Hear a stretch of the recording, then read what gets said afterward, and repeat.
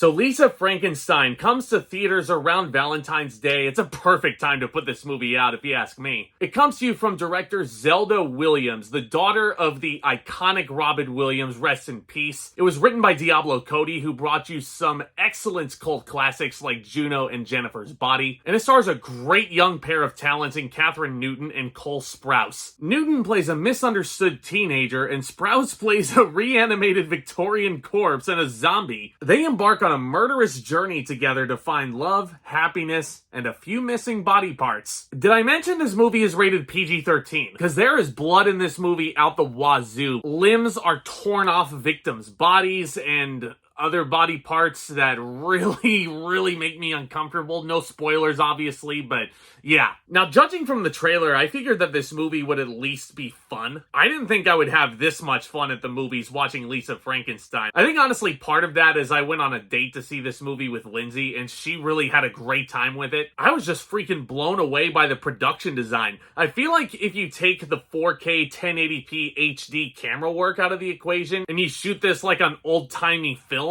you could have fooled me. I would have thought that this movie had come out 40 years ago. They capture the spirit of the 1980s down to a T. Right down to the costume design, the set design, the music choices I think are overall very fun. Like, it's a kick-ass soundtrack, guys. I really don't have any room to complain. Technically speaking, Lisa Frankenstein is a marvelous feature film. Behind the camera, Zelda Williams, this was her first feature-length movie to my understanding as a director. I feel like she only did music videos and shorter movies in her past. Bravo to her, man. In front of the camera, the talent is just off the charts here. Kathryn Newton is one of my favorite young actresses right now. I've loved her ever since I saw her as the lead in Freaky with Vince Vaughn, which is another very funny movie. And say what you want about her being recast as Cassie Lang, but I think she does a good job in Quantum Mania. She absolutely shines in this role. It almost feels like, to me, this is an amalgamation of Lydia from Beetlejuice and Ali Sheedy's character from The Breakfast Club. Like, she's definitely a social outcast, but still dresses up in the most elegant and coolest wardrobe. Like I said, I'm telling you guys, these costumes are freaking awesome. And Kathryn Newton eats up every second of the frame that she's in, and she's in most of this movie. She's just so freaking entertaining to watch, and I can't wait to see what else she does. Speaking of, Cole freaking Sprouse, man. Little Cody himself, my counterpart in Sweet Life that people always joked about when I was a little kid. Yeah, Sweet Life of Zack and Cody, I get it. My name's in that title. At least they spelled the name Zack correctly in that title. I'm getting off track here. But for a character that has practically zero dialogue and is limited to mainly grunts and physical movement and hunching over, Cole Sprouse does an excellent job. I gotta give credit to the man where it's due. My hat's off to you. I think Sprouse and Newton share excellent chemistry on screen together, and when they team up, like, it's honestly kind of adorable.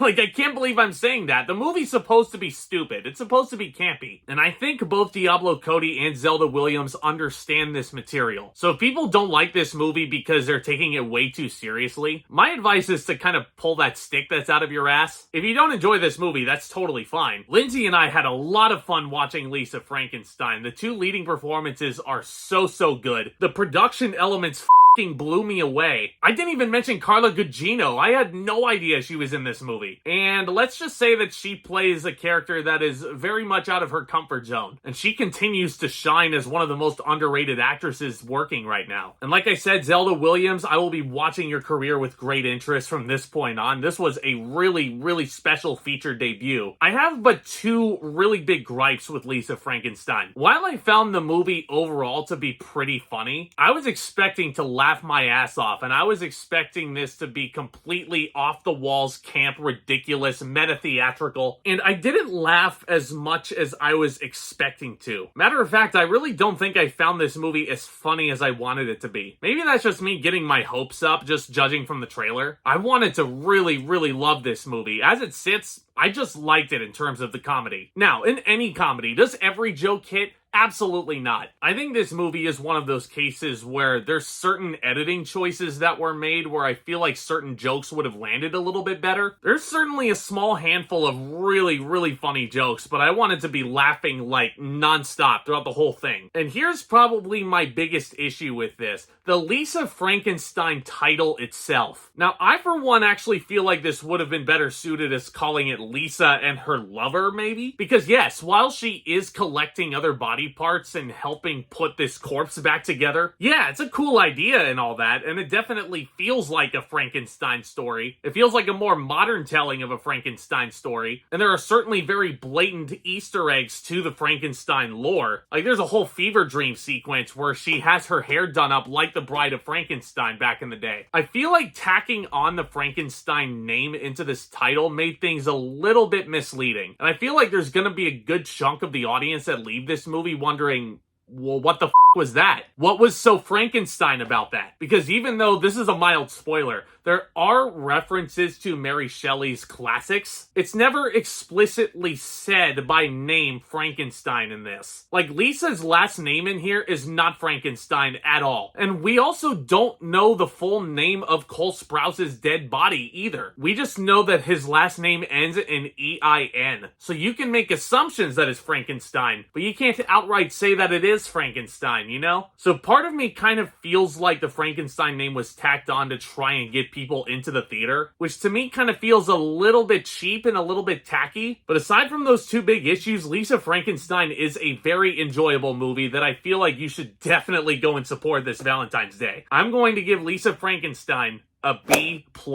It feels like these old-time horror comedies are back. But let me know what you think of Lisa Frankenstein down in the comments. Let me know what your favorite piece of entertainment surrounding the Frankenstein name actually is. Because I love what I do here. I love getting in front of this camera and talking to you viewers about movies, all things entertainment. If you guys want to join a great community of geeks, film lovers, entertainment lovers alike, then you've come to the right place. If you're visiting this channel for the first time, do consider subscribing. Tap on that thumbs up as well. And then stay tuned for more videos very soon, guys. Y'all are the best. And with all that being said, Back Talk, commence.